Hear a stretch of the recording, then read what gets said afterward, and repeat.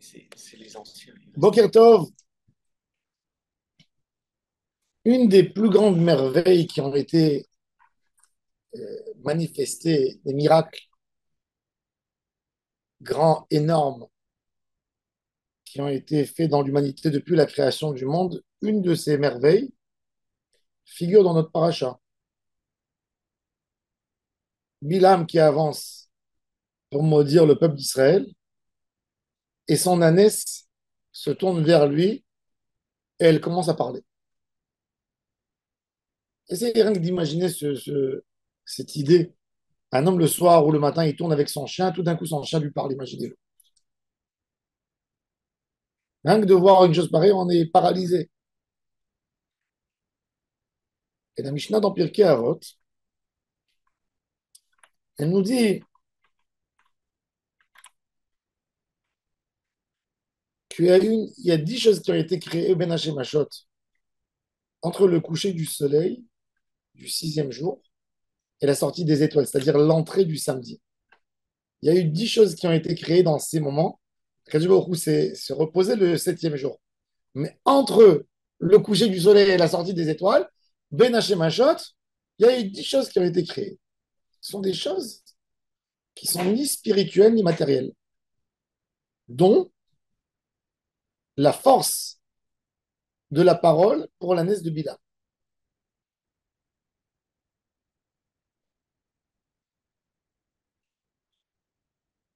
Rav Saadia Gaon, lui, a dit qu'il ne comprend pas comment une ânesse peut parler. Et peut-être c'était dans un rêve que Bilam a rêvé que son ânesse lui a parlé.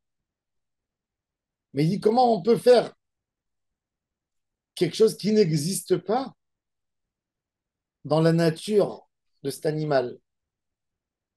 Un homme, est-ce que vous pouvez vous imaginer qu'un bébé qui n'a jamais appris à parler, qui peut vous réciter un chant, est-ce que vous pouvez comprendre, vous pouvez concevoir qu'un enfant qui a 8 mois, au lieu de faire tout d'un coup, il commence à parler.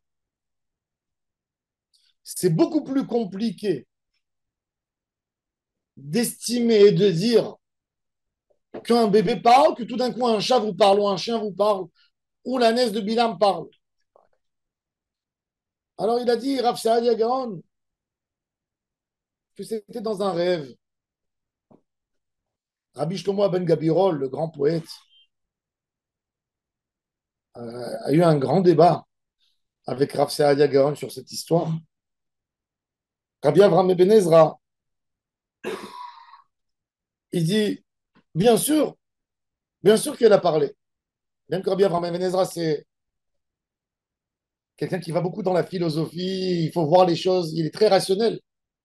Et il dit que quand même elle a parlé, il dit qu'Akadosh Baruch Hu a créé cet animal avec la force de parler. Tous les animaux ne parlent pas. Et Akadosh Baruch Hu ne va pas créer en eux quelque chose qui va les faire parler.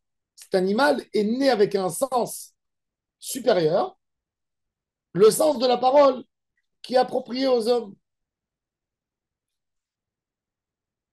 Et la question qui se pose, en quoi a eu Bilam ce mérite d'avoir cette force? Il aurait été plus facile, quelque part, dans l'idée qu'un ange descend du ciel et lui parle. Et lui fait une remarque. Pourquoi son âne, pourquoi son âne devait lui parler? Pourquoi Akadosh Baruch Hu a fait que son âne parle, son ânesse parle? Bilam se montre à travers les nations comme un homme très humble et surtout un dévoué d'Hachem, un homme qui ne bronche pas sans l'ordre d'Hachem.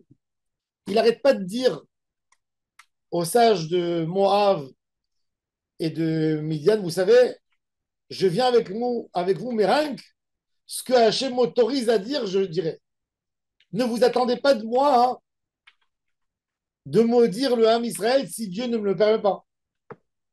C'est-à-dire qu'il essaye de manifester au monde entier. C'est un homme très populaire, très connu, très célèbre à l'époque. Et il dit Et Asher Yomar Hashem Oto Adaber. Il n'arrête pas de dire Et Asher Yomar Hashem Oto Adaber. Et Asher Yomar Hashem Oto Adaber. Je suis soumis complètement à la volonté d'Hachem. Ça sont les paroles de Bilham.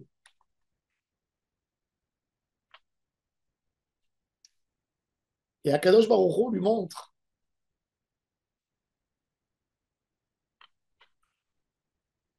le, son mensonge devant le monde entier, devant les ministres de Midian et de Moab. Il dit Toi, c'est un homme. Normalement, tu es censé avoir une finesse et de comprendre à travers les mots que Hachem te dit que Hachem n'est pas content de ce que tu fais, que ce que tu fais n'est pas légal.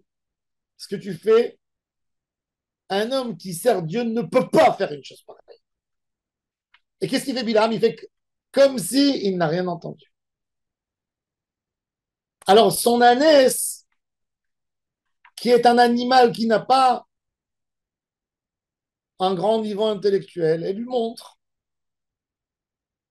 qu'elle, elle arrive à voir aussi quand Hachem ne veut pas qu'elle fasse quelque chose. Elle lui montre qu'elle voit un ange et que quand l'ange a dans sa main une épée et un piège, ben elle bouge de côté, elle s'arrête. Comme si elle lui disait, tu vois pas que Kadosh Baruch Hu est devant toi avec son épée de protection à ses enfants et toi, tu veux avoir affaire à ça? Toi, tu veux affronter Hachem? Mais c'est pas normal. Moi, quand je vois l'ange, je bouge à droite, je bouge à gauche. Et à un moment, quand j'arrive dans un chemin très étroit où je n'ai pas à aller ni à droite ni à gauche, je m'arrête. Arrête-toi. Que parce que Bilam avait menti un si grand mensonge à toute l'humanité en disant que c'est un dévoué, que tout ce qu'il fait, c'est par Hachem, ben, il fallait montrer que c'est pas par Hachem. Comme Akadosh Baruch Hu lui a donné une tellement grande force à Bilam, en prophétie, il était plus grand que Moshe Rabbeinu, et il arrivait à influencer l'univers entier. Il fallait montrer à tout le monde qu'il ne fait pas ce que Hachem a dit. Et c'est pour ça qu'Akadosh Baruch Hu a intervenu, parce qu'un homme comme Bilam, qui est prophète, il peut enduire le monde entier dans son erreur. Il peut, s'il dit une phrase et tout se réalise, tout le monde l'écoute.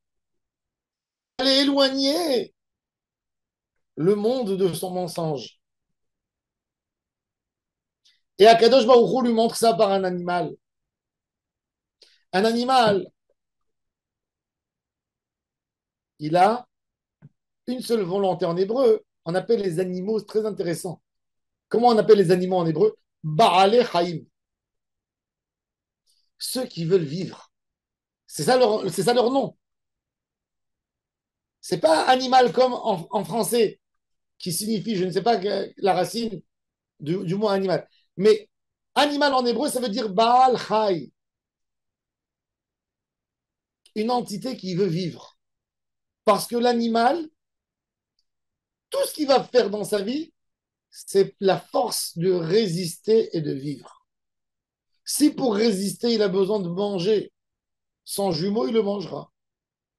Si pour vivre, il a besoin de tuer, il va tuer. Si pour vivre, il a besoin de grimper, il va grimper. Tout ce qu'il fait est lié à une seule chose, vivre.